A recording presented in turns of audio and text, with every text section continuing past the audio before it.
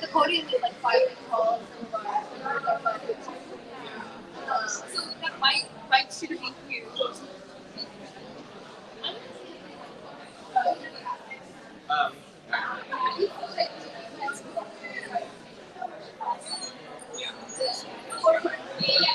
Yeah.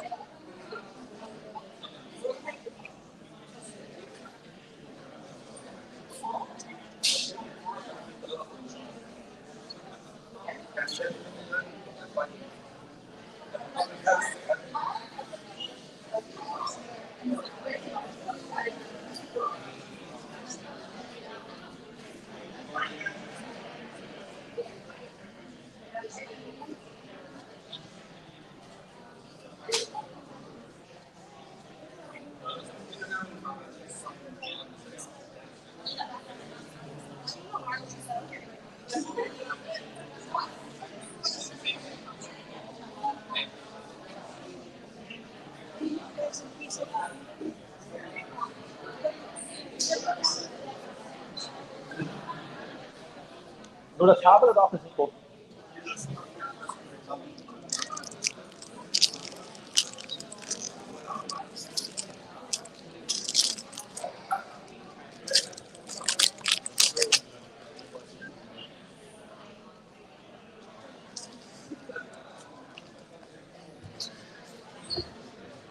So we have this to the side because it's so tall for our Yeah. speakers, but the speakers are going to be facing forward. Oh, that's good. So maybe we'll get a tripod. That's okay. Okay.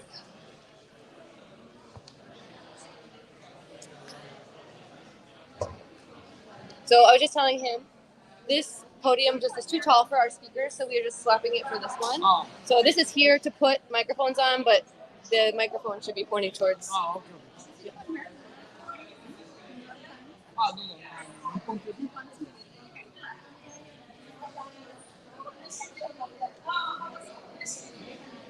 You can put it here.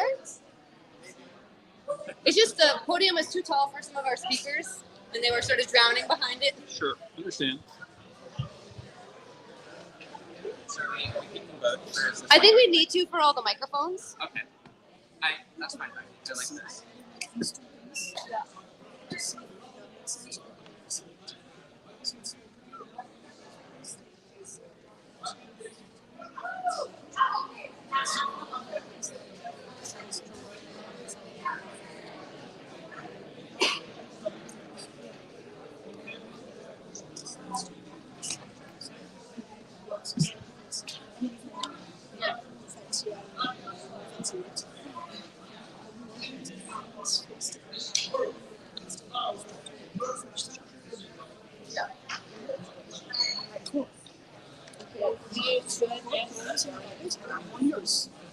I'll just sit.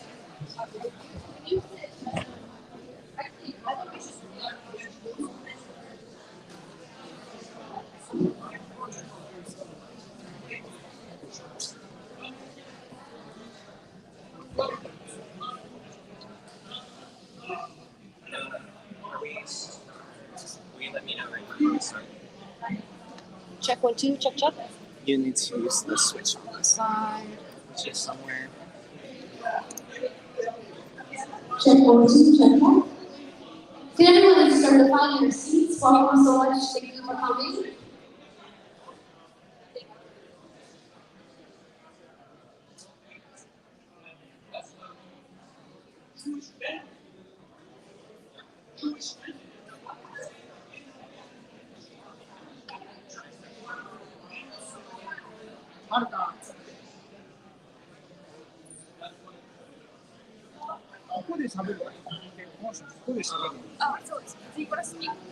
Yes. If Hassan and a group of people are outside, should I tell them to come in? Yes.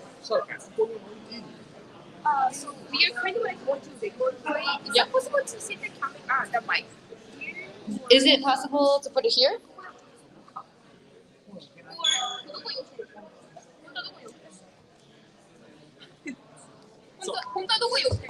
本当はここに置きたいんです。 Not here, right? Ideally, no. やっぱダメだね。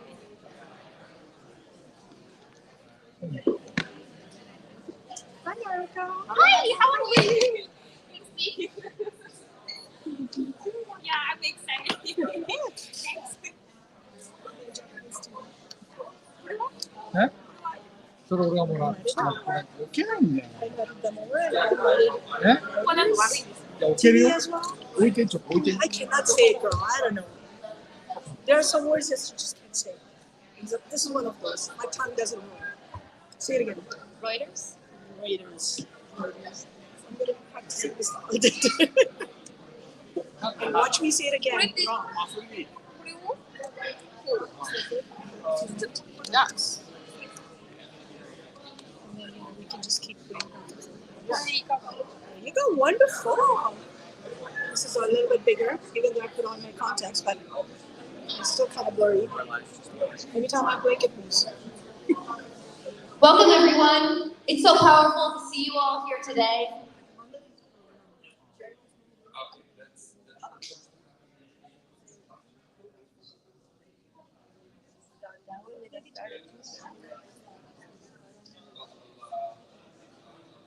Margot just started the live.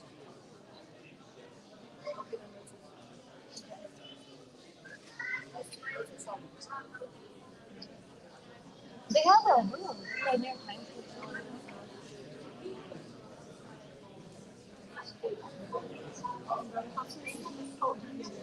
Square. She's supposed to do an interview.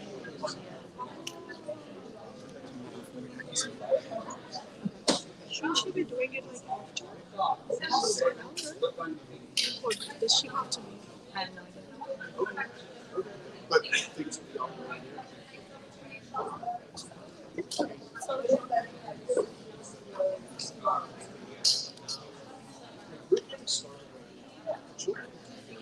I think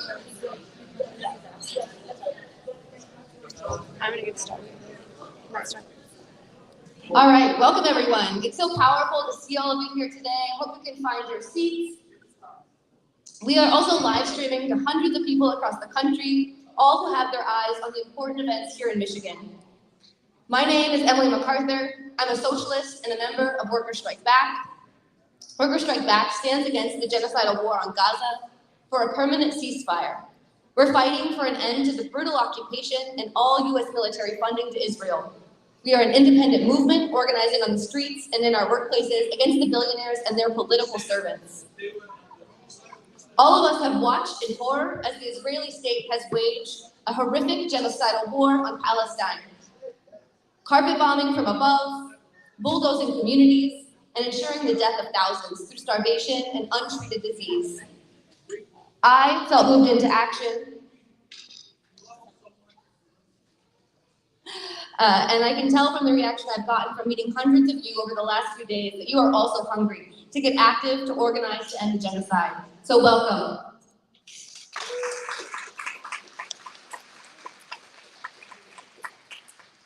I am so proud to be here today with Abandon Harris and the Jill Stein campaign, here in the battleground state of Michigan, where hundreds of thousands of Arab American voters have an opportunity to send a powerful message to the two pro-war corporate parties and their warmonger candidates, Kamala Harris and Donald Trump.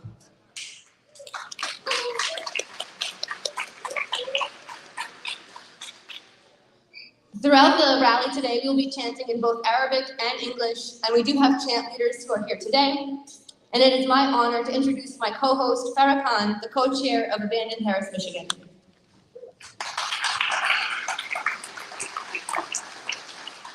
Good afternoon and welcome everyone. Assalamu alaikum and blessings be upon everybody. I'm the co-chair of Abandon Harris, Michigan. The Abandon Harris campaign claims to unite and mobilize people of conscience into a national movement, grounded in grassroots organizing, political lobbying, public advocacy, and voter mobilization. Our goal is to transform these voices into a powerful voting bloc that cannot be ignored. Like all of you, we were compelled to act as the Israeli state escalated its horrific war, expanding from Gaza to all of Palestine, Lebanon, and Yemen. Just days ago, right-wing President Netanyahu ominously declared there is nowhere in the Middle East Israel cannot reach. The scale of these atrocities is unimaginable. The Israeli state has dropped over 70,000 tons of bombs on Gaza alone. That's more than the bombs that then was dropped on Nagasaki combined. In 1 year, the genocide has claimed the lives of 2,100 Palestinian babies under the age of 2. Did they not deserve to live? Despite clear and urgent appeals from the community and the widespread opposition to the genocide in Gaza, the Biden-Harris administration continues to offer unwavering support, both in rhetoric and nearly $50 billion in aid last year alone. The Harris-Walz campaign has pledged to continue this unconditional backing. Trump is not an alternative. Not only is he running within the party responsible for the illegal war in Iraq, but he also enabled the inhumane Muslim travel ban. Furthermore, his policy stance on the Middle East is clear. It is up to Israel, quote unquote, it is up to Israel to determine what they needed for their own safety, which translates to more of the same, genocide. Furthermore, he also said in his first debate, the presidential debate, abetting the criminal state of Israel to finish the job. We must build a true alternative to both Harris and Trump. That's why we are here today and why we are thrilled to be joined by Jill Stein.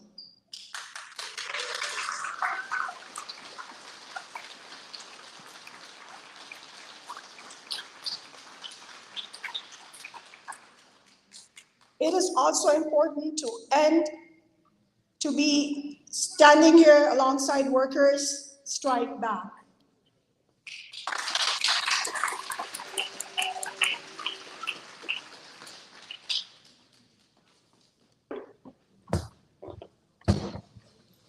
Workers Strike Back and Abandon Harris have been working in parallel for the last year.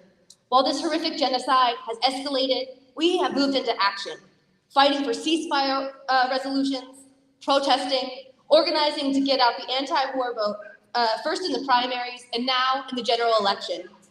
Our organizations were able to connect at the DNC, the Democratic National Convention, protesting the coronation of Vice Warmonger-in-Chief Kamala Harris. And we immediately started working together to deliver the Democratic Party war machine a major blow by building the strongest anti-genocide vote for Jill Stein. Jill Stein is the strongest anti-war candidate running. She's on the ballot in 47 states due to energetic volunteers, and every vote for her is a vote against the genocide.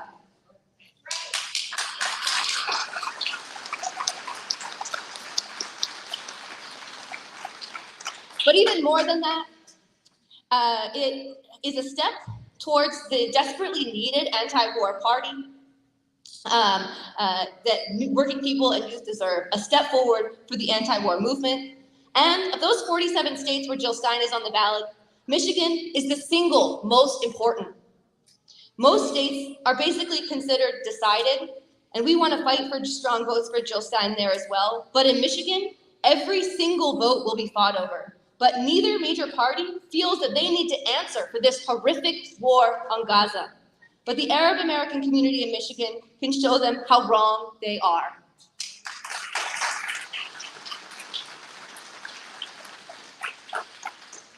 No Harris, no Trump, no votes for genocide. No Harris, no Trump, no votes for genocide. No Harris, no Trump, no votes for genocide.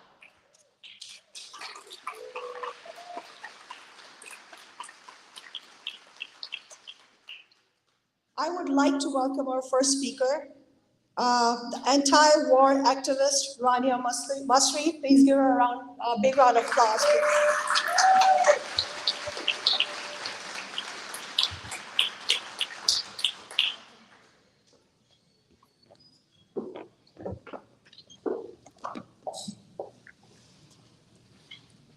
It's been 1 year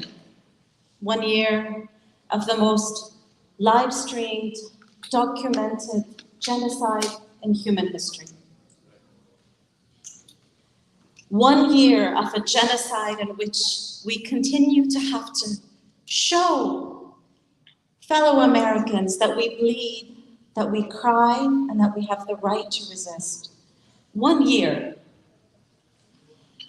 Between 368,000 to 552,000 Palestinians have been killed in Gaza in the past 1 year.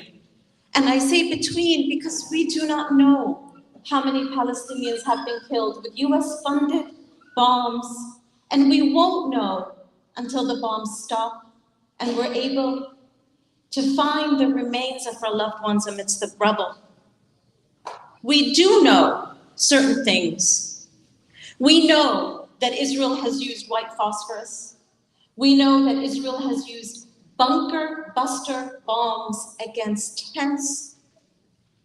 We know that Israel very recently actually put explosives in cans that look like food cans, so that this morning 3 beloved Palestinian children were seriously injured when they thought they were getting food. The horror of Zionists and their funders seems to have no end. They continue to find new ways to terrorize us. And in Lebanon, several weeks ago, they booby-trapped thousands of electronic communication devices, injuring 4,000 people, serious injuries to the face, to the eyes, to the hands. Thus far in Lebanon, more than 2,000 people have been killed by Israel. More than 2,000, and the massacres continue, while Israel is fueled by the impunity that they have gotten from their crimes in Gaza, fueled by the impunity they have gotten for 76 years worth of crimes against Palestinians and Lebanese and Syrians. Fueled by those. More than a week ago, with the green light from Biden and Harris, Israel demolished an entire block in Dahi, an entire block, 4 apartment buildings, Israel used 3 times as many bunker buster bombs in that one attack, 3 times as many than the United States used in the entirety of its 2003 invasion of Iraq. 3 times as many bunker buster bombs were used in one attack by Israel. Why? Not only because of their impunity, but because of the level of fear that Israel has for our resistance in Lebanon. They used that amount of bomb to assassinate a beloved, to assassinate Sayyid Hassan Nasrallah, and they thought that if they would kill our leader, that the resistance would crumble. Quite the contrary. Quite the contrary. Every day, the Lebanese resistance breaks more records in their divine defense of Lebanon from the Israeli invasion. An Israeli invasion that got the green light from Biden and Harris. An Israeli invasion that got that green light. They thought that by killing many leaders in Hezbollah, they would kill the resistance, just like they thought that 1 year of a genocide in Gaza would kill the resistance in Palestine, but they have been proven faulty in both. 75% of Hamas's military capabilities are still functioning, and our men in Gaza, at a distance of 0 with slippers and homemade weapons, are still beating the Israeli cowards in the battlefield.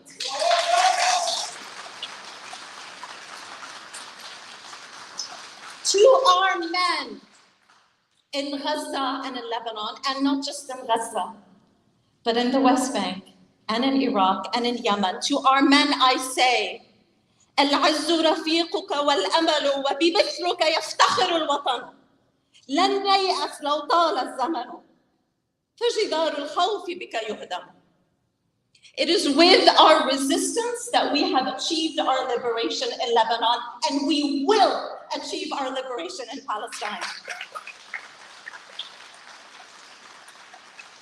The walls of fear have been demolished. All that Israel knows how to do is to kill. That is all they know how to do. All that we know how to do is to be ready to lay our lives down to defend. There is a world of difference between us. And we know in the United States what that world of difference means to us here. It means that while we get our strength from the glorious divine men in Lebanon and Palestine and Yemen, they cannot scare us with 4 years of Donald Trump. They cannot come to our community and tell us that Kamala Harris is the lesser of the 2 evils. They cannot do that. Because when they say that, they are telling us that genocide is the lesser evil. And if they consider genocide to be the lesser evil, then by God, what is the greater evil? Or maybe they just think genocide of our people is the lesser evil because they think we are lesser than. Either way, we say no to them. And it is critical that Michigan says no to them. Because let me tell you, all of the United States is looking to Michigan. I come from the swing state of North Carolina, and every day in North Carolina, we have this discussion. What will Michigan do? What will Michigan do? And let me tell you, some of my family members are really worried. They are really worried that maybe in Michigan, what would happen to us if Kamala Harris wins? If Kamala Harris wins in Michigan, the sign to the rest of the country is that we are nothing, that our blood has no value. But we know more than that. So it is incumbent that the swing state of Michigan swing away from Kamala Harris. The Biden administration lied. The Biden administration knew that Palestinians in Gaza were being denied food by the Israelis, and they lied so they could continue to send weapons. And they sent 500 airplanes of weapons. They sent 300 tons of weapons. They sent $30 billion of weapons.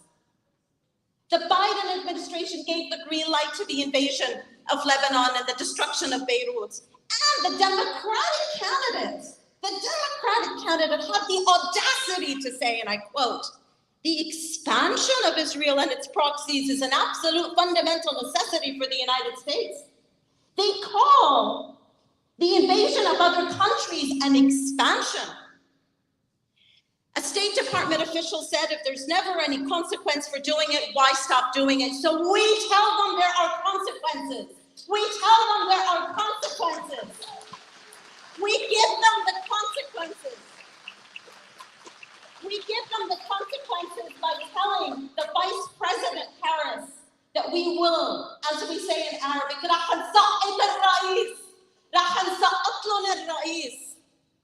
and it starts in Michigan. It starts in Michigan.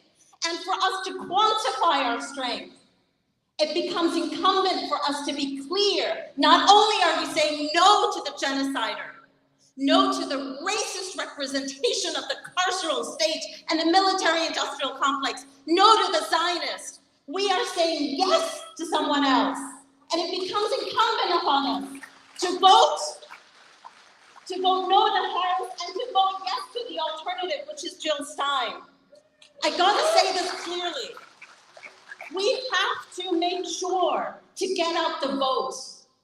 We have to make sure to get out the vote. Malcolm X reminded us, we are not outnumbered, we are simply out-organized.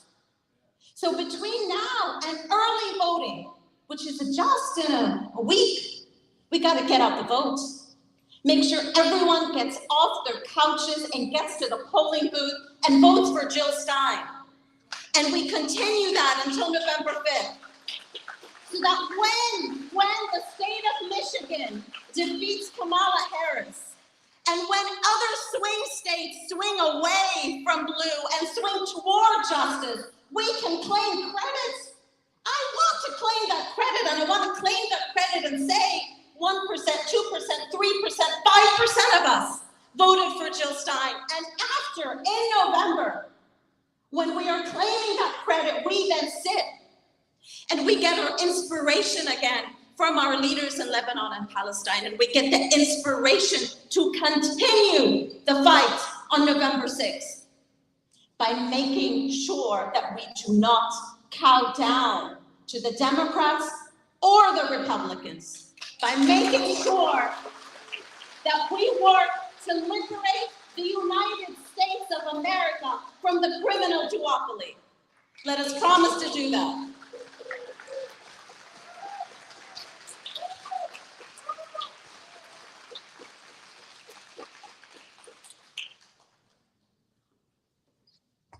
Hey, hey, ho, ho, Harris and Trump have got to go. Hey, hey, ho, ho, Harris and Trump have got to go. Hey, hey, ho, ho, Harris and Trump have got to go.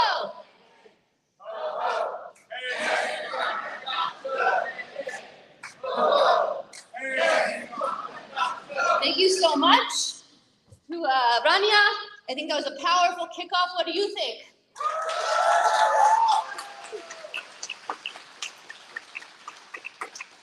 And it is correct to emphasize the powerful role that the Arab American community has to play here in Michigan. I think as a member of Workers Strike Back, an important constituency that we also need to bring along in the fight against war and in the fight to build a new party is the labor movement. I know I, for one, was extremely moved to see UAW, which is a very prominent union here in Michigan. There's two, I think, union halls in walking distance from my house. Come out in December of last year, clearly calling for a ceasefire. That was a powerful statement that led the way, and now a majority of union members in this country are members of unions who have passed a ceasefire resolution. But unfortunately, in complete contradiction to that powerful statement, that brave statement of calling for a ceasefire, that very same union, UAW, and many other unions immediately turned around and endorsed warmonger-in-chief Joe Biden when he was running for re-election. That's right, absolutely shameful. And then in turn, when Kamala Harris, who has of course been the second in command to this genocide, was coronated as a replacement to Biden, they then immediately put no challenge to her, saying, where do you stand on the question of ceasefire? Where do you stand on the question of ending arms sales to Israel? Instead, they immediately gave their stamp of approval and called on their members to vote for genocide. Do we support that? No. That's right. But thankfully, unions are democratic institutions, and just because the leadership makes a decision does not mean that the rank and file of that union agree with that decision. And we have seen through Worker Strike Back organizing across the country of rank and file UAW members who are advocating in their union to rescind the endorsement of Kamala Harris.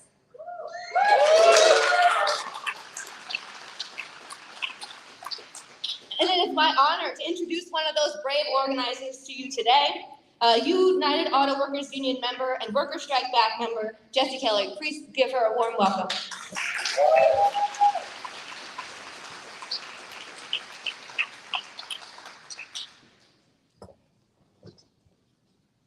Hi, my name is Jessie Kelly, and I'm a UAW Local 160 skilled trades worker at the General Motors Warren Tech Center here in Michigan.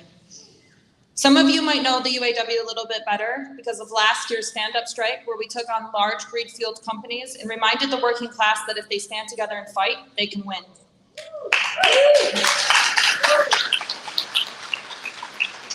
We fought because we're sick and tired of being exploited and ignored. We are done being told that we should be grateful for the crumbs while we are living in perpetual debt and assisting in a filthy economy. The cost of living has skyrocketed, and most of us are scraping to get by, while these companies we work for boast about their record-breaking profits and obscene wealth made by top executives and major shareholders. We wanted to end the days of workers being told that they were essential during a pandemic and then dispendable when they demand a decent standard of living at a bargaining table.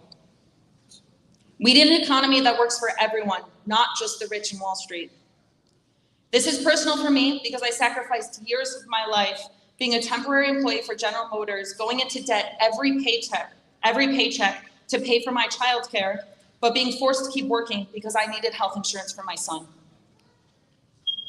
This is the reality for most of us today. We are drowning in debt, having to choose between a roof over our head or food on our tables, all while the very people we elect to represent us are pushing a capitalistic class agenda and are bought by the rich and spend time on national TV arguing over who's the real millionaire. Right now, as we stand here today, there are more billionaires in the US than ever. Yet hundreds of cities across America are struggling with cuts to funding for the very things that we need, like public schools, affordable housing, public transportation, healthcare, and social services. Trump and the Republican Party are openly anti-worker and anti-union.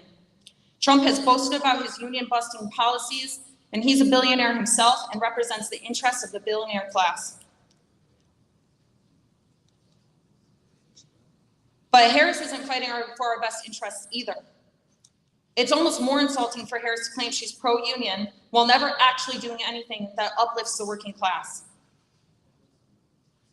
We know that CEOs of most big corporations and the ultra-wealthy are falling all over themselves to support Harris. She's racking in gigantic amounts of campaign money by wealthy donors. The Biden-Harris administration also cut the expansion to child tax credits. They broke their promise for a $15 an hour minimum wage. They broke their promise of canceling student loan debts, and they broke the railroad workers' strike. So I ask you, how pro-union are they really? They are also complacent in genocide, sending tens of billions of our tax dollars to carry out crimes against humanity in Palestine. I am proud of the UAW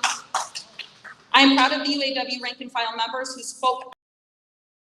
Because of that, the pressure of millions of working class Americans, the leadership of the UAW and other unions called and passed a ceasefire resolution.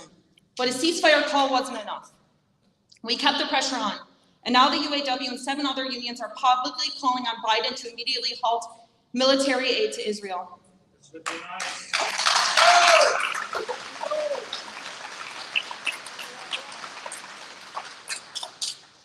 We know that the Israeli state wouldn't be able to conduct war for even one day if the US government withdrew the political and military support. But Harris has declared that she will not stop the shipments to Israel. So why is our leadership of our union backing someone who does not stand with our demands? Yeah. We must make these demands a red line and remain unwavering. As an auto worker and a union member, I'm proud to be voting for Jill Stein, the best anti-war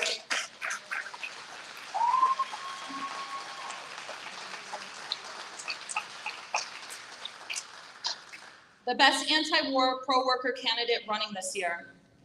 We need to do this as a step towards building our own anti-war working class party. I'm proud to stand with Workers Strike Back, who organized this rally and has been organizing alongside the Ben Harris and Jill Stein campaign, and with workers like myself.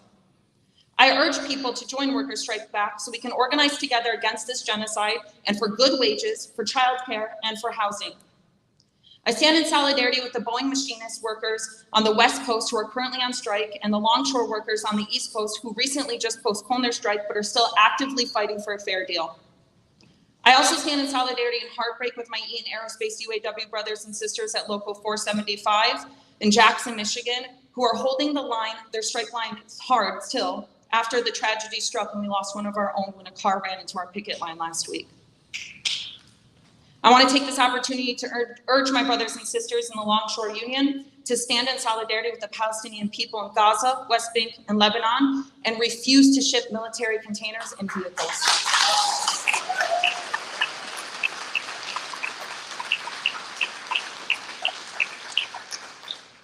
An injury to one is an injury to all. We need international working class solidarity to end the war on Gaza. And we need the American labor movement to lead that way. Thank you all for being here today and being in this fight with me.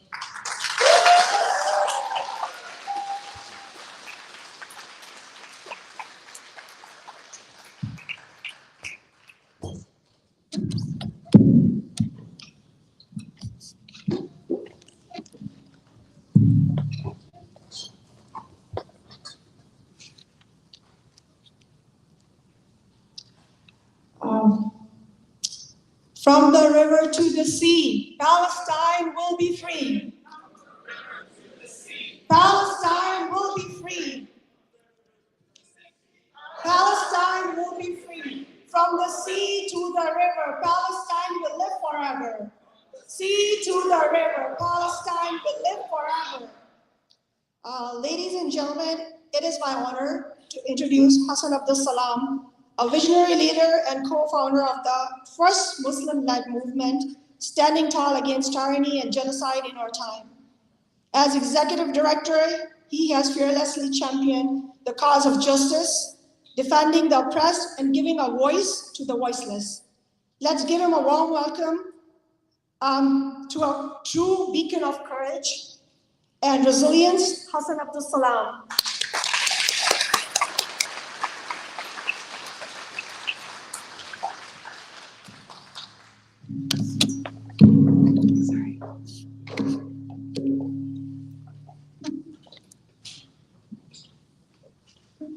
أحد أحد أحد أحد أحد أحد.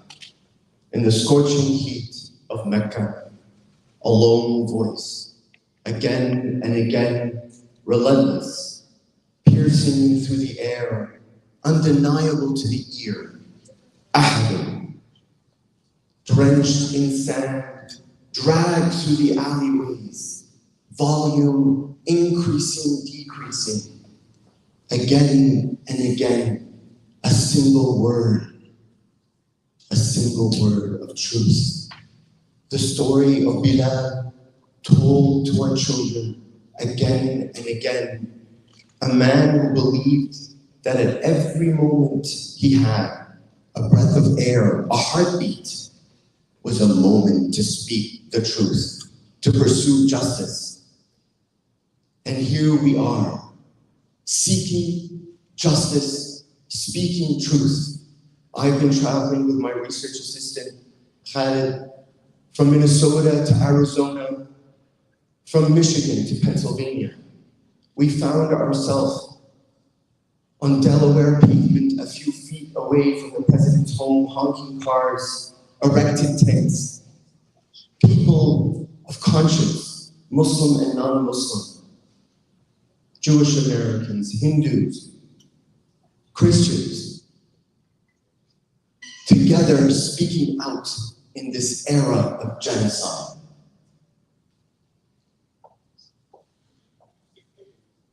Every day, we find ourselves a moment in history for which we must respond. And these youth, a few feet away from the house of the president, sought to respond to the despicable acts committed by this administration. The vice president, at the hands of the president, honking cars, the bullhorn was given over to me.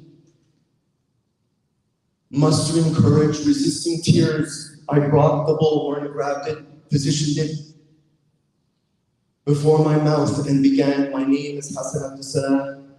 I'm a professor of human rights strategy and movement making. And in 2022, I was conducting research on the occupation in occupied Palestine.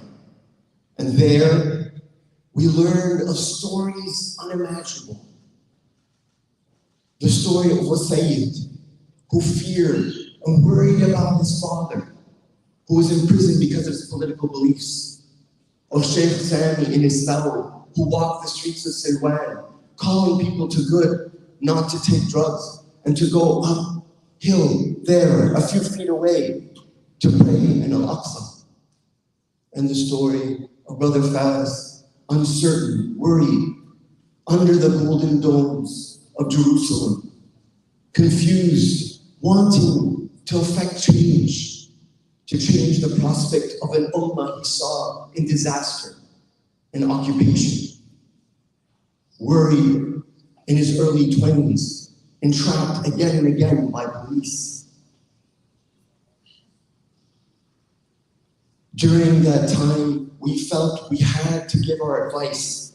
And as a strategist, we advised to come to a single place at the center of Silwan, erected tents, our family members, and to peacefully protest, never to leave, to replicate the events of Tahrir Square in Egypt in 2011, to invite the media and let the world know about the brutality exercised by a state so brilliant in its marketing, its capacity to hide autocracy, its attacks, and still be seen as a light of liberal righteousness in a world that knows nothing of the perpetual acts by forces in every corner who entrap, kill, demolish homes, amputate bodies.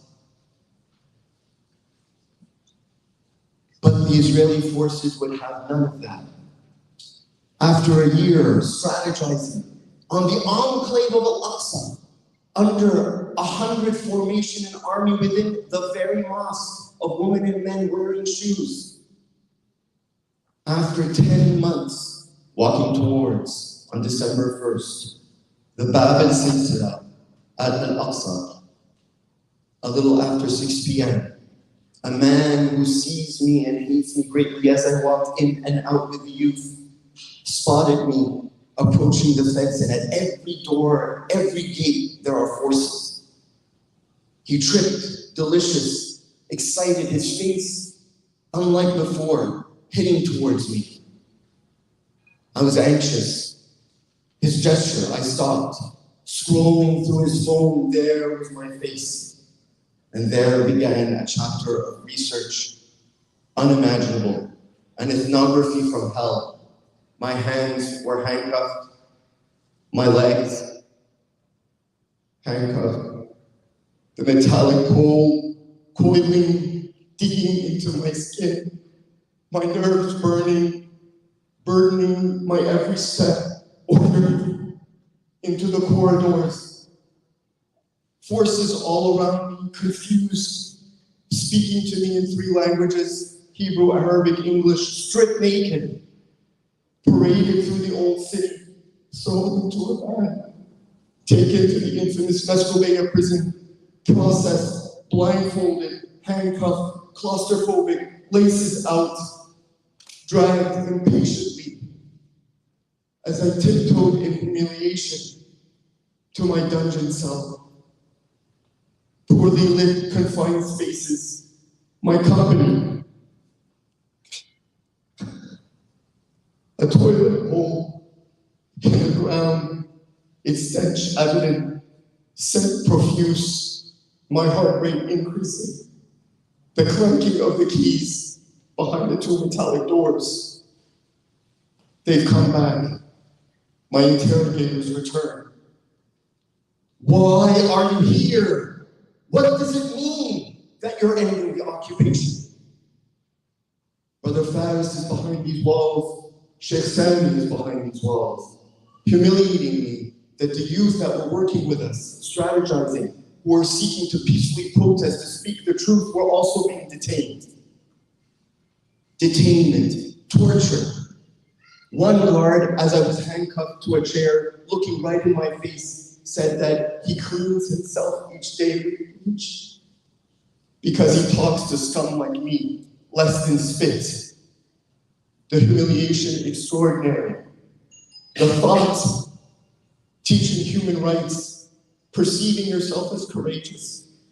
But I tremble before you in weakness and cowardice, the fear and anxiety of the torture, and the clock ticking as they entered the rooms with their wicked smiles, promising I would never leave, imprisoned forever. And people come to us and ask us, how could you have done this? You have degrees, you're a PhD, you're a professor, Dr. Hassan. How could you have spoken out? Why did you speak out? Are you a fool? Why did you speak out? How could you speak out?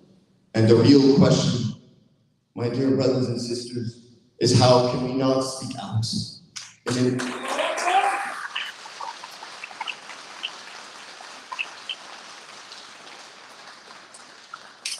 In an era of genocide, the little, the small responsibility we have is to speak the truth. Our forefathers and foremothers before, when they shouted in Mecca, there was only a handful in the Ummah. And now each of you lay credit to a man who sought justice, to end tribal genocide, Bilal, to pursue goodness in an era of corruption. And now we are multitudes. Where are the people of truth? Those who wish to sacrifice for those oppressed. Today, we find ourselves 30 days away from the most important election in the history of America, in the history of the world. A genocide unparalleled. I happen to be one of the two founders of a movement, Abandon Biden, Abandon Harris, and we are asking everyone to vote, not for the despicable candidates who sit atop the two major political parties, but to vote for the courageous, those who already have been arrested because of the genocide, those who have sacrificed tirelessly, even though they have no reason to, those like Jill Stein.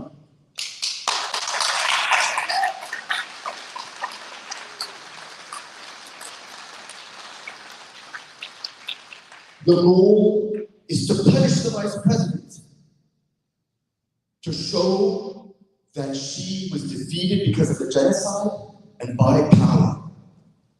Never again allowing genocide to be on the ballot again. We follow in the footsteps of Prophet Moses in the 17th verse of the 28th Surah, Surah Al-Qasas, who said, Ya Allah, you have favored me, and I will never side with the criminals. Dear brothers and sisters, never side with the criminals.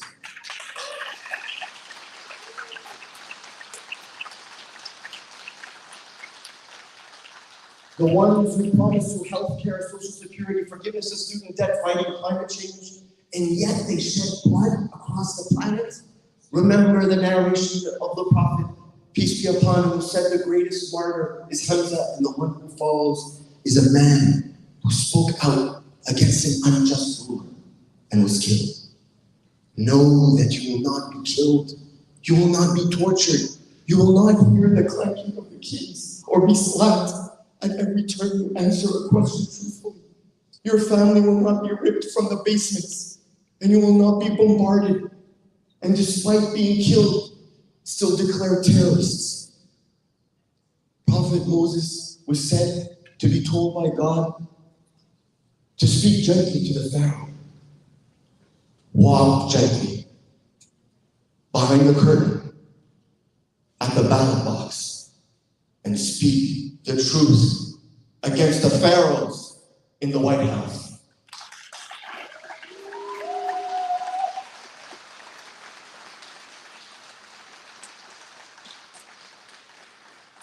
Remember the narration of the prophet, peace be upon him, that when one part of humanity feels pain, its entirety feels pain. If you cannot feel courage, if you don't want to vote, think of the pain. Historians will say that the greatest hit that ever came to this ummah happened this past year. What does that say of the leaders who perpetrate such vile, vicious torture? When I was going through the courts, speaking out behind bars, I met again Brother Faris. There he was, anxiously pacing back and forth, back and forth. I was seated in front of him, feigning calmness to bring solace. And he asked me a question. What would you do if you go back to America? And I didn't think I'd ever go back. The interrogators would come in and say, "You're never returning." But I answered, I said, I would speak out. And the most extraordinary thing happened. Despite his torture, despite early 20s, married, worried about his family, I would speak out. A huge smile appeared on his face, instinctive, reflexive.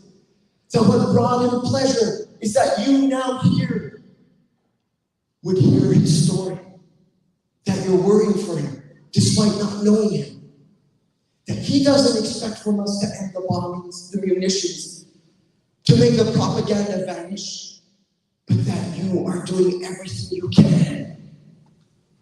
That prospect, that knowledge brings a joy to someone who is being tortured. An ummah that together laughs and together cries, that together fasts, that together votes.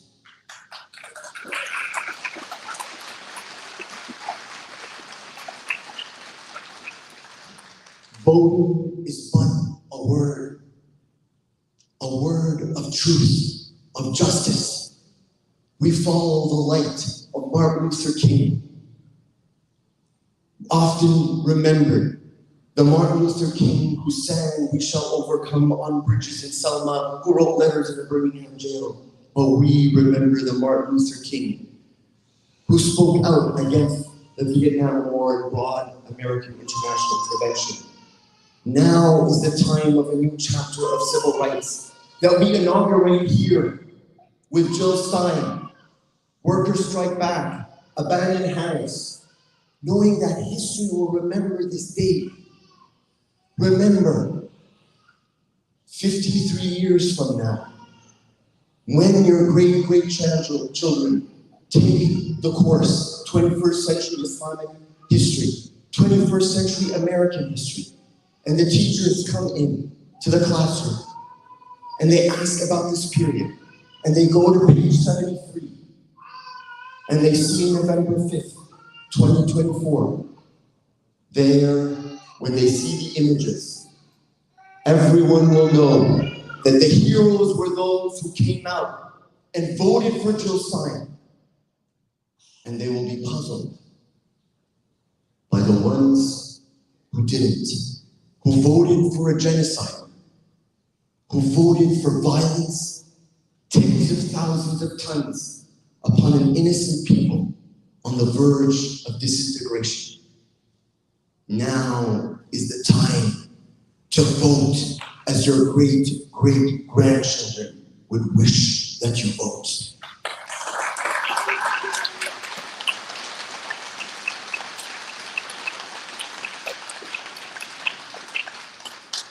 Never side with the criminals. A single voice. Victory is so needed. An immediate win by defeating the vice president. A political earthquake. Muslim Americans and their allies might be the most powerful Muslims on the planet. If you don't want to do it, if you don't want to vote, vote for Brother Faris and let the smile continue. I invite you to hold my hand and come into my prison and look at the face of Brother Faris, smiling. He wasn't smiling to me, but to each of you, in the knowledge that his smile, his voice, his word would reach you. And all that's asked is that you speak a word that will take a fraction of a moment, a vote that only you and yourself and your Lord would know at the ballot box. A single word. Victory is but a word, a moment of truth and justice, a vote, a voice, a single word. Ahadun ahad. Ahadun ahad. Ahadun ahad.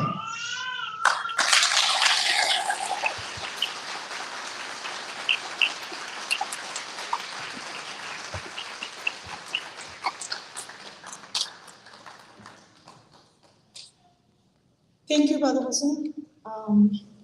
If you all are moved by Dr. Hassan's speech, I urge you all to please join our movement. We need committed, energetic, and passionate people, friends like you. Please visit our website, abandonharris.com. We need volunteers, donors, and friends, so please go and visit abandonharris.com. And now it's a pleasure to introduce a friend, a dynamic individual who wears many hats as a community activist, professor, lawyer, and a comedian. His unique blend of passion for justice and humor has made him a powerful voice in both the classroom and on stage. A voice from Palestine, and he lives right here in Dearborn. Please join me in welcoming Amr Zahari.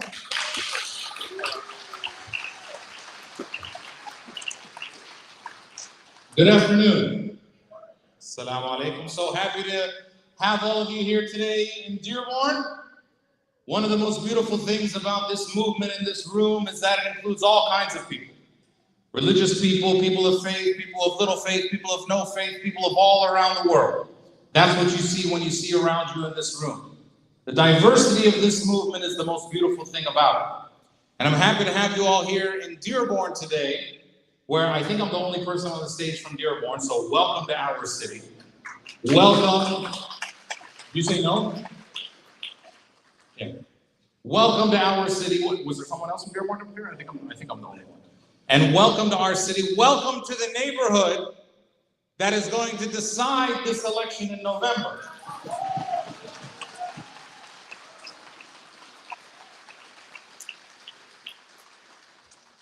This is not complicated, everybody.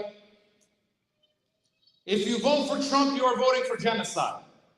If you vote for Kamala Harris, you are voting for genocide. There is one person on this ballot who says no to the genocide, and that is Dr. Jill Stein.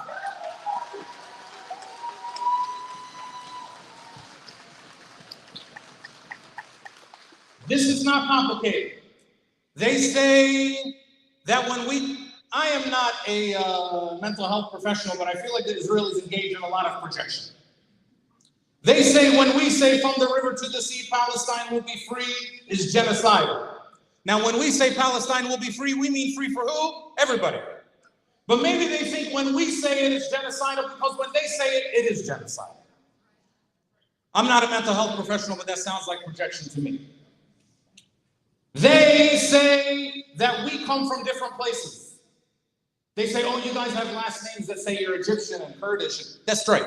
Palestine has been a place where people have wanted to come for 3,000 years. We know that as Palestinians and Arabs. That is nothing that is weird to us. That's why when European Jews came 100 years ago, we didn't think anything of it.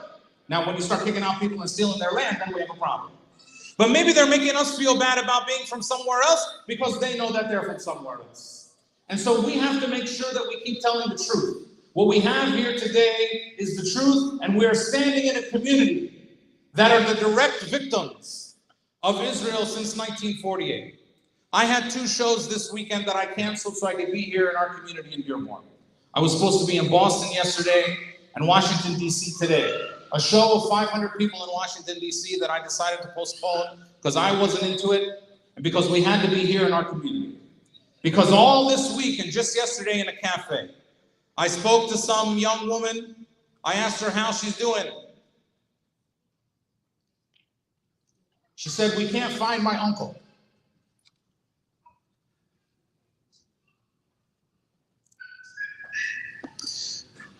Raise your hand if you have been affected by Israel and everything they've been doing for the past 75 years directly by your family. Look at the hands that go up in the room.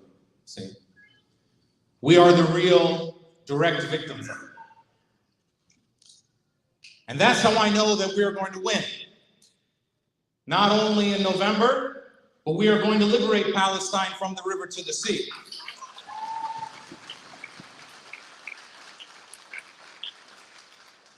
And I know we're going to win because I lived with my grandmother. For those, Arabs, we bring our grandmothers and grandfathers into our houses. We don't put them into retirement homes or anything like that. They come and live with us. We're not the only people who do it. That's the way it works in our.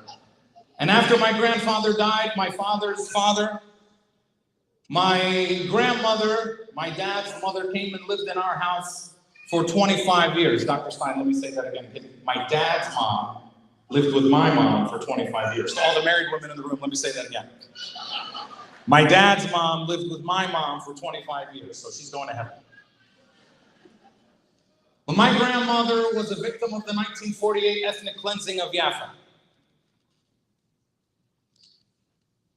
And she had her own bedroom in our house. We had 7 people in our house, 4 bedrooms. Me and my brother were roommates, my sisters were roommates, my parents were roommates, and my grandmother had her own room. And me and my brother, every night, we would go down and see her after dinner because she would give us these beautiful chocolate cupcakes that my mother would never give to us. You know, your grandmother always gives you stuff your mom doesn't give you, especially if she's your dad's mother because she hates your mother. And every night we would get these, but not before we paid a price. And the price was, can you please grab your kids? Please, please, please, please. Just if they need to go outside for a second, that's okay. It's a very safe neighborhood. This is the safest neighborhood in Dearborn, yeah. Maybe it's because they heard Kamala Harris's name too many times, but still. And me and my brother would visit her every night because she would give us these cupcakes and we would get them from her, but not before we had to pay a price. And the price was listening to her stories from 1948. She would lay on her bed every night and she would hold up 2 fingers. And she would say in Arabic, they told us we could come back in 2 weeks and we're still waiting. And so we know as Palestinians, as Lebanese, as Arabs, that we have the truth. Because I lived with the truth and my grandmother was the truth. And that is what is going to take us through to liberate Palestine and to be the reason that Michigan is historic in this election this year.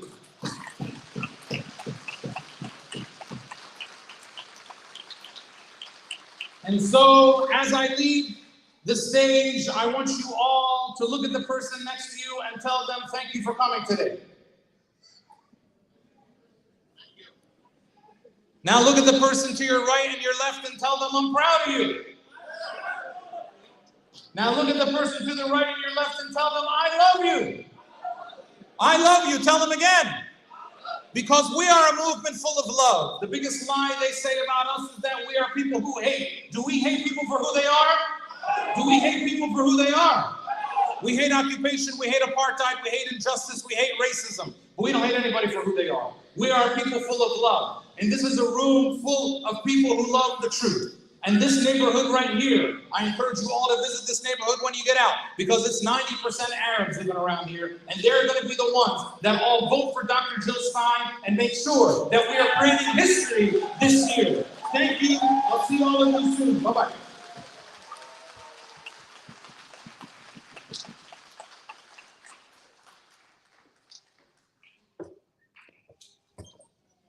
Let's give him another round of applause.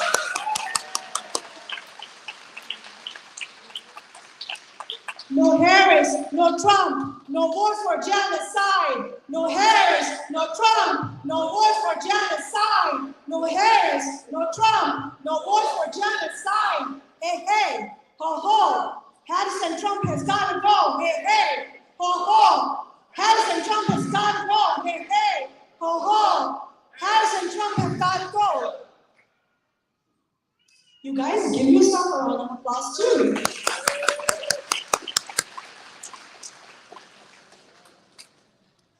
And now it's a pleasure to introduce, I lost my notes.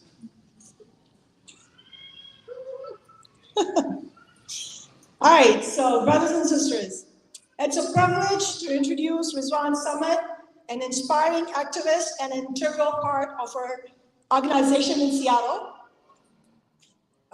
His dedication to our cause and his tireless efforts in advocating for justice and equality have had a profound impact on our community. He has also played a very important role in getting a ceasefire resolution passed in Seattle, Washington City Council.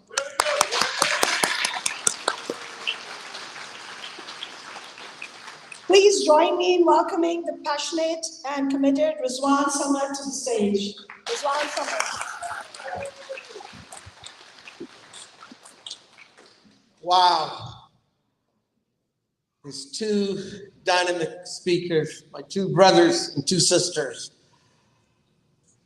They just moved me. So please give a big hand of applause to those four previous speakers who spoke before me. My name is Rizwan Samad, and I'm here from Seattle. I was long-term Democrat, but now I abandoned my party and I joined the Abandoned Paris movement. And it was plain and simple. I cannot tolerate this genocide that's going on today.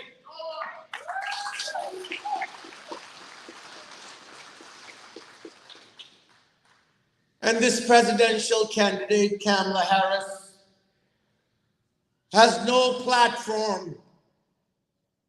Just keep saying that I'm not Trump. That's not good enough for voters to support her. I just want to, for the moment, I want to bring your attention what's going on in America. Recent hurricane attacks in North Carolina, Georgia, and Florida hit really hard. And over 200 people already died. Thousands of people lost their homes, and hundreds of them are still missing.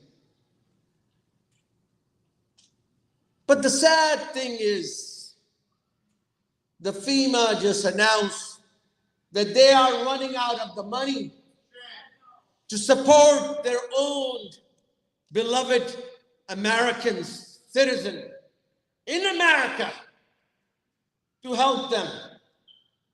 But the irony is that they're sending tens of billions of dollars to Israel to commit genocide against the people of Gaza and Lebanon. Shame on them.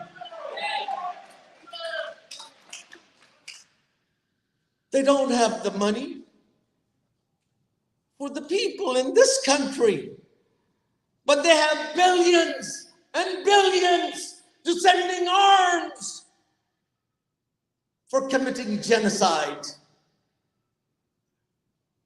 How can anyone, how can any American, I'm not talking to Muslims, I'm talking to all Americans. How can you tolerate this administration when they cannot take care of their own, but they have enough to send arms to kill innocent women and children? My dear brothers and sisters, they're not only killing, just they are leveling the whole city. Gaza used to have 5 beautiful universities. They're all demolished. All the hospitals are gone. They did not just kill 40 or 50,000 people. There are more than 150,000 buried alive under the rubble. Nobody was able to even pray for them. And now they're bombarding Lebanon. Your very own from the Dearborn city, Ahmed Jamal, who was visiting Lebanon, died 2 days ago. Enough is enough. And then this woman comes to Michigan and tells the Arabs and Muslims to vote for her. You know, devil do devil's work. Albert Einstein said many years ago, 70 years ago, it was true then and it was true now. The world will not be destroyed by those who do evil, but by those who watch them without doing anything. So I want to appeal to all the Michigan people, including Arab and Muslims and all the general people. Don't watch. Become activists. And do not vote for the devil. Not even the lesser devil. Devils are devil.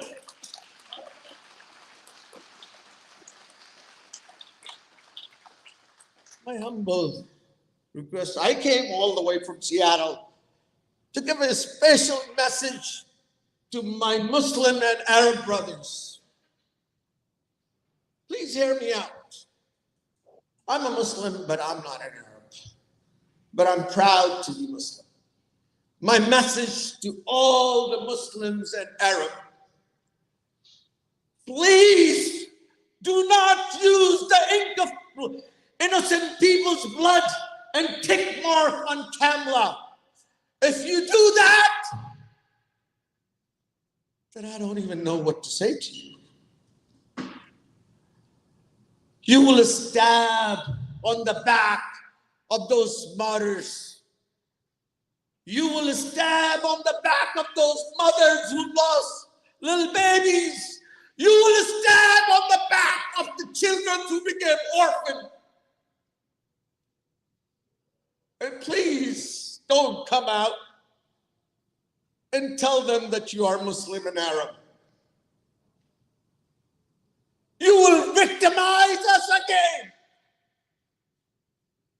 Do not do that.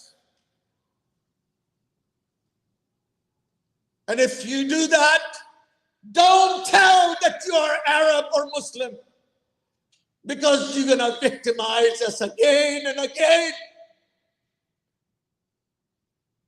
I don't have much word for those who are supporting and endorsing Kamala or Trump. Shame on Endgame. Oh, thank you. Thank you for saying.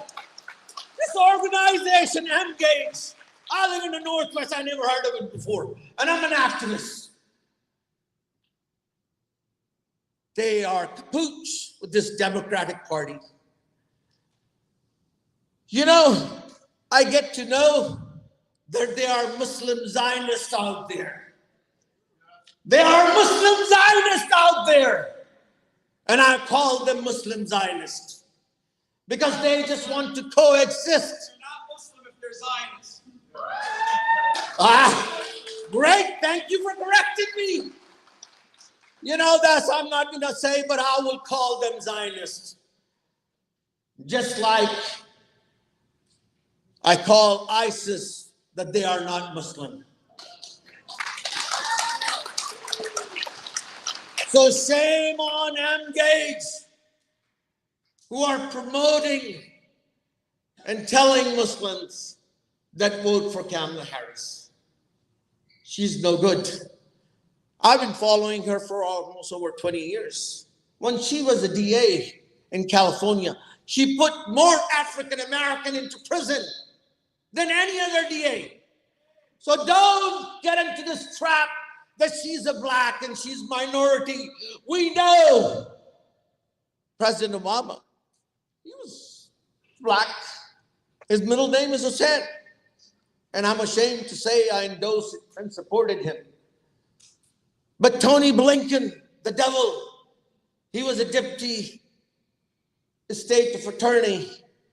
He architected and planned and killed over 2 million Muslims in Syria and Libya. Shame on them. And now he got rewarded to become a Secretary of State. How can somebody who has a dual citizenship as an Israeli and American and represent America? Of course not. They have only one agenda: to kill as many Muslims and Arabs as possible.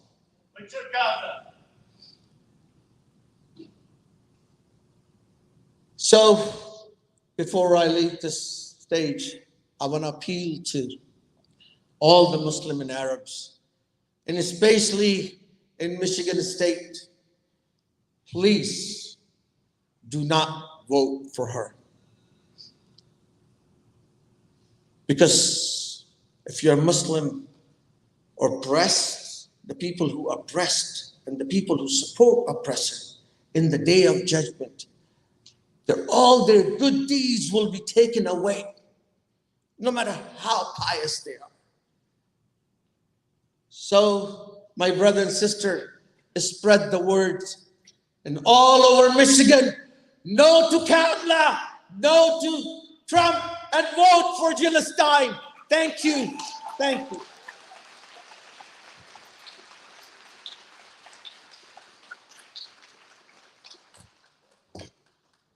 So in my community, we have this saying of preaching to the choir. I don't know if that's a saying here, but I think, it feels in this room that there is a lot of support for Jill Stein. Am I getting that right?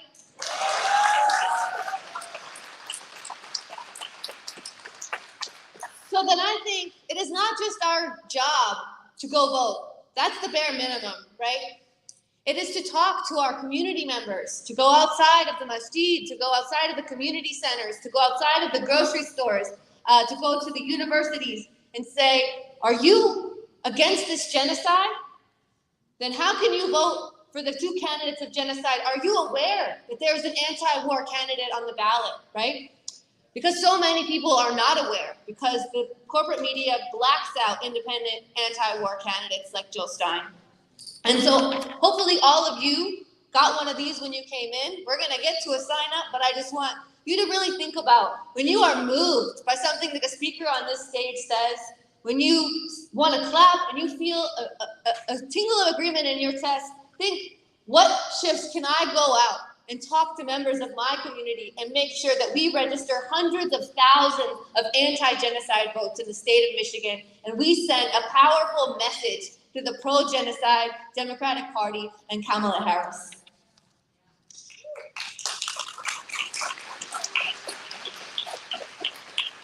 Brother Hassan, He spoke to the potential for a political earthquake as a result of costing Kamala Harris the state of Michigan. And I want to say, I absolutely agree. And I think that that kind of political earthquake is absolutely possible. I was witness to it in Seattle as I was part of a movement with City Council member Shama Sawan. But that kind of movement, it takes ordinary people turning out and getting organized and talking to their sisters and their brothers and their aunts and their uncles and their classmates and getting active in that struggle, right? We cannot be passive in this battle. In terms of fighting against, fighting for concrete wins for ordinary people and standing in opposition to the pro-war, anti-worker party of the Democrats, I don't know that there's anyone I know with more experience than City Council member Shama Sawan. She spent 10 years as the lone independent candidate on the Seattle City Council. But within the first 6 months of being elected in Seattle, she won the first in the nation $15 an hour minimum wage. But we didn't stop there. That $15 an hour minimum wage is now today nearly $20 an hour in Seattle. And you don't have to be a nuclear scientist to see that $20 is a lot closer to the $25 an hour minimum wage we need in this country than the $7.25 minimum wage that Joe Biden has overseen. I think that's yet another broken promise to working class people. And we've seen this kind of broken promise time and time again. Sister Farah spoke to how Brother Rizwan played a role in bringing forward and winning a ceasefire resolution in October of last year in Seattle. That resolution would not have been won if it was not for Socialist City Council member Shama Sawan fighting to get it on the floor. For the other city council members, all Democrats, they said, this isn't a local issue. They ignored it for weeks as bombs rained down on Gaza and the whole world stood in horror and turned out, right? Thousands on the streets in London and New York, I'm sure in Michigan, in Seattle, and they said, not a local issue. We packed City Hall and Councilmember Shama Sawan broke forward that resolution, and fought tooth and nail and passed it. So it is my honor to talk about how do we take electoral politics and build a broader anti-war movement, a broader workers movement. So please welcome Socialist and City Council member Shama Sawan and member of Workers Strike Back.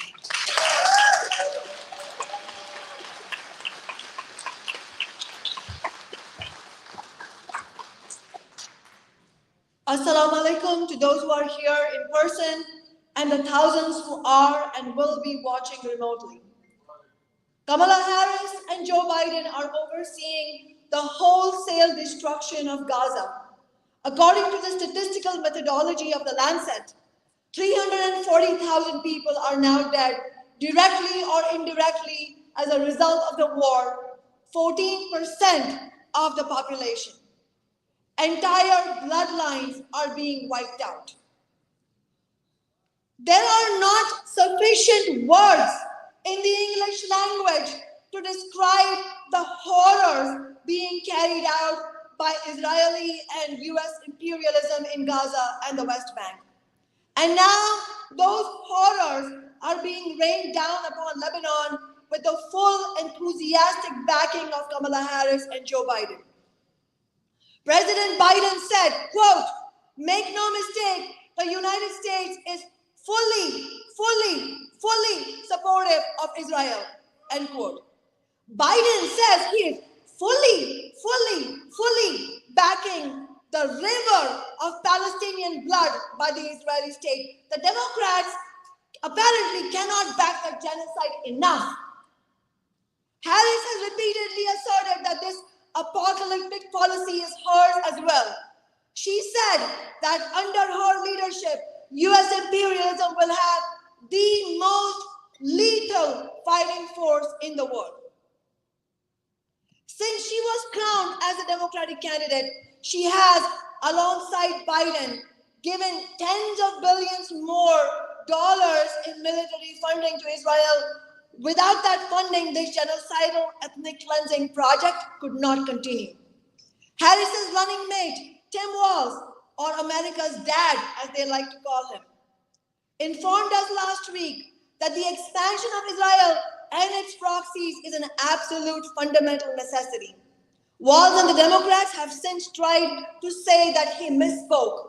But you do not get to claim you misspoke when what you said is literally describing the bloody policy of US imperialism over 75 years.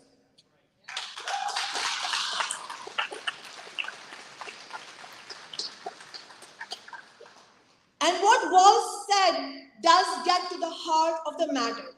It is US imperialism's ironclad support, partnership in reality, in this brutal occupation and colonial expansion that has led to this moment.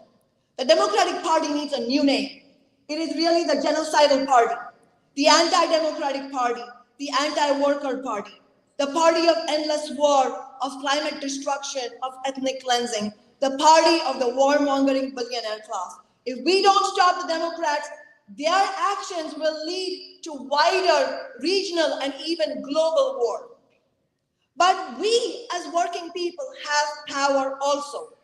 We have the power to take a historic stand against this and potentially to defeat this warmongering candidate Kamala Harris. Our slogan must be, as others have said, no votes for genocide. But we will have to fight to make this happen. There are many forces against us. One of these, sadly, is the leadership of Uncommitted. My organization, Workers Strike Back, has a broadcast program called On Strike. This week, we interviewed a ceasefire delegate to the Democratic National Convention, Ruba Ayub, on our show. Ruba spoke about how the Uncommitted leadership is betraying the movement, how at the DNC they tried to police ceasefire delegates wanting to end the genocide, how they politically harassed them, how they even physically hit these ceasefire delegates with campaign signs. Ruba said that Uncommitted's a non-endorsement of Harris was, I'm quoting her, bullshit. That was exactly right.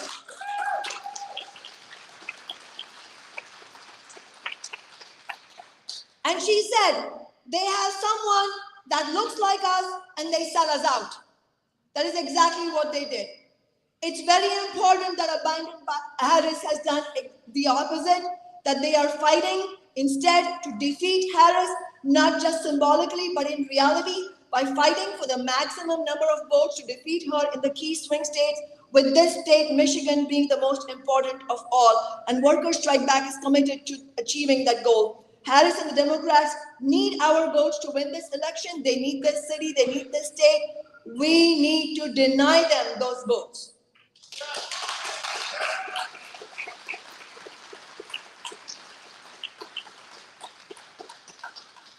This is the only language they understand, and the Democrats must be made to pay the price for being the party of genocide.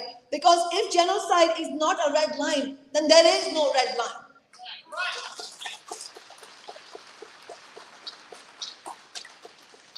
We need to end all support for the Democratic Party, and in reality, that should have ended a long time ago. The Democrats were the party of slavery, of the slave owners. That is their history. And it is both Democrats and Republicans that are the parties of war and of the billionaire class. Both parties, Democrats and Republicans, have backed coup after violent coup against democratically elected governments, particularly those backed by movements of working people and the labor movement standing up against US imperialism. This included the coup in Iran in 1954, the CIA's removal of Mohammad Mossadegh, and the coup against Salvador Allende and the workers' movement in Chile in South America in 1973. From the beginning, Israel's very existence has come about in order to serve as the most important outpost of American capitalism to oversee their claim to the wealth of the oil-rich Middle East and as a projection of their political and military power in the region. And both the Republican and the Democratic parties serve the interests of US capitalism. They have an unshakable bipartisan agreement on unconditional support to the Israeli state. Kamala Harris and Donald Trump are in competition not to show who is more humane, but in trying to outdo each other in their loyalty to Israel. We as working people, regardless of our religion or national origin, have many other reasons, in fact, in addition to this, to not support the Democrats or the Republicans. These two parties are also the parties that have fought tooth and nail against universal health care in the United States. After making many promises in the context of the 2016 and 2020 campaigns of Bernie Sanders, they abandoned those promises on public health care, on the $15 an hour minimum wage, on canceling student debt, and on banning fracking. Kamala Harris has now made it clear that she would continue to back the genocide to the hill, that she would oppose Medicare for all. She opposes the ban on fracking. This party does not represent working people. It will never represent us. We need to break the two-party system.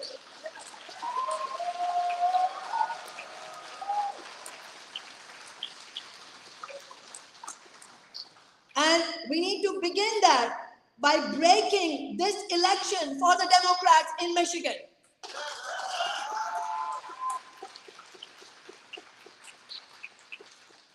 No votes for genocide, no votes for Harris, no votes for Trump. But let's also be clear, not voting at all is not a strategy. We need every possible vote for anti-war, pro-worker candidate Jill Stein.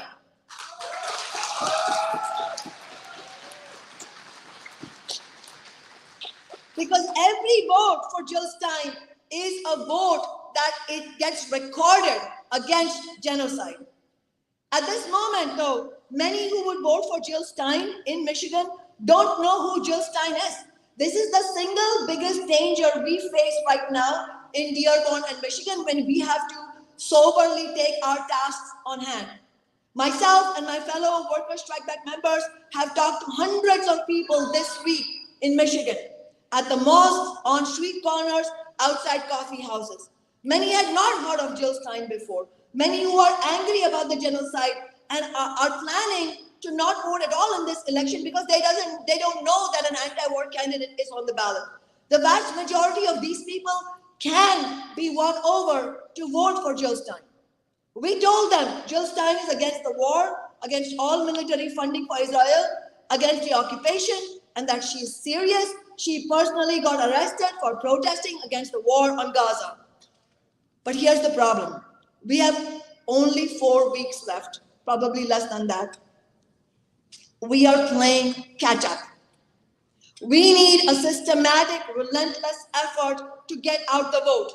Today, before you leave, and when I say you, I mean every single person here has this responsibility on your shoulders. Before you leave, we need everyone here to sign up to do this task. Sign up for the get out the vote shifts that Emily talked about. I was elected and re-elected as a Socialist City Council member in Seattle.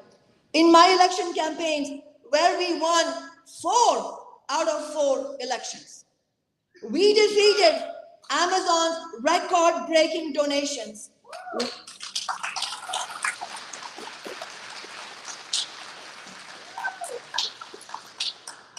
We defeated the Democratic Party. In those campaigns, we tabled all over our district. We knocked on hundreds of thousands of doors systematically. We talked to everyone we could reach, and most we talked to multiple times.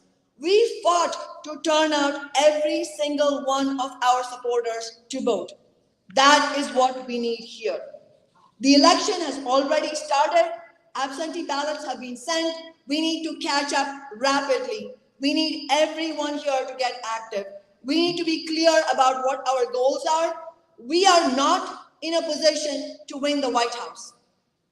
But we do have a real opportunity to win something historic. We could deny Kamala Harris the state of Michigan.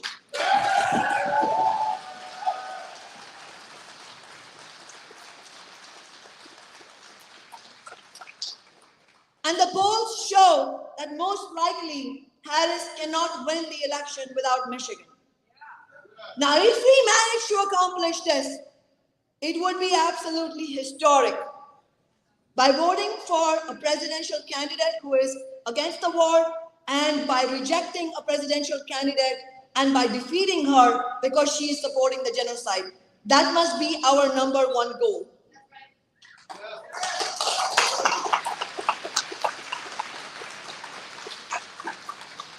What are our other goals? To use this campaign to build our movement, to build the anti-war movement, to build the workers' movement beyond this election. In all of this, we should also be clear, Trump and the Republicans are absolutely no alternative. Voting for Trump also will not send a message that we oppose the genocide, just like not voting will also not send a message. Trump and the Republicans are fully on board with this genocidal war. Trump says he will finish the job. We need a new major party for working people, an anti-war party. I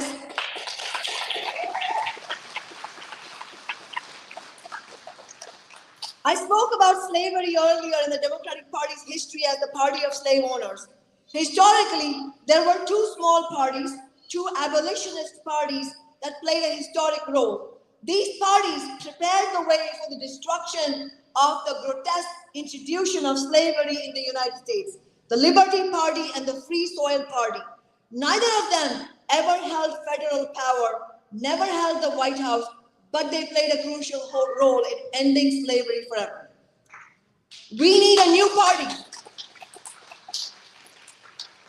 for working people, and organizations like Abandon Harris, the Green Party, and Workers Strike Back have an important role to play in this.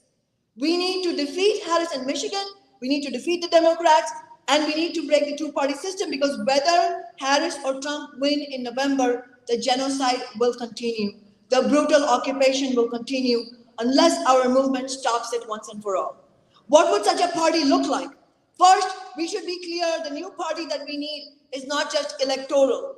It's not just about running candidates or even mainly about running candidates. That is completely insufficient. It needs to be a party rooted in mass movements, a party that does not organize protests and rallies is not going to change anything. A party that is not fighting inside the workplaces, on the picket lines, organizing for mass strikes and shutting down the profit machine of the bosses, that party will not bring the fundamental change we need. The new party we need will need to be rooted in the anti-war movement, the workers' movement, a party that uses every means at its disposal in the fight for fundamental radical change.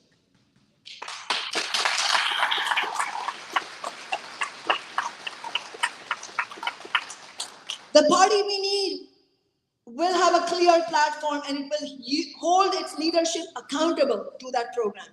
The party we need would have thrown AOC and other squad members out a long time ago.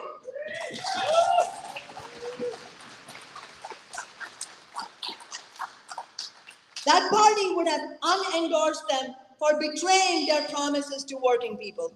Because it is far too easy, and I say this with an enormous amount of having personally seen how politics works inside the capitalist machine. It is far too easy for new elected representatives, even well-meaning ones, to be absorbed by the political system and then justify and rationalize it. And it will not matter if, it would be better to not run for one single elected office than to elect representatives who betray the movement and are not held accountable.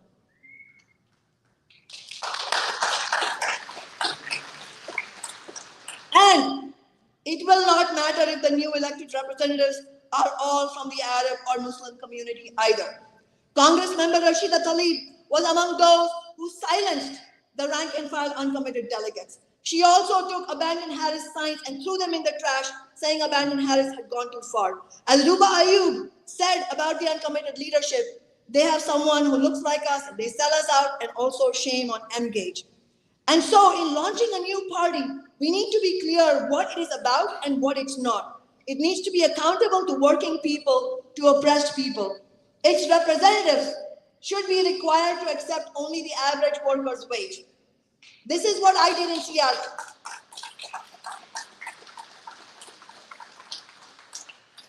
As an elected representative of working people, that is what I did.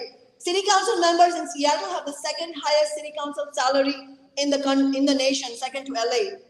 Their council members pay themselves a lavish wage in Seattle of over $140,000.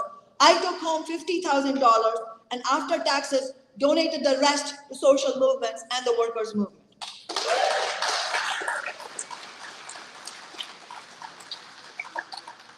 We need to fight against careerism. No one from our movement should be allowed to run for office to make a career for themselves.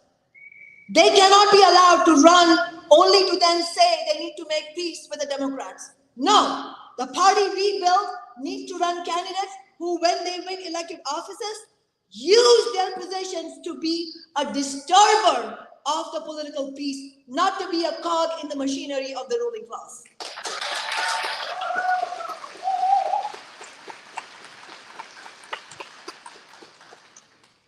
If we can defeat Harris in Michigan, that would be a political earthquake. If out of that we can run anti-war candidates as part of a new anti-war party of the kind I described, that would be a political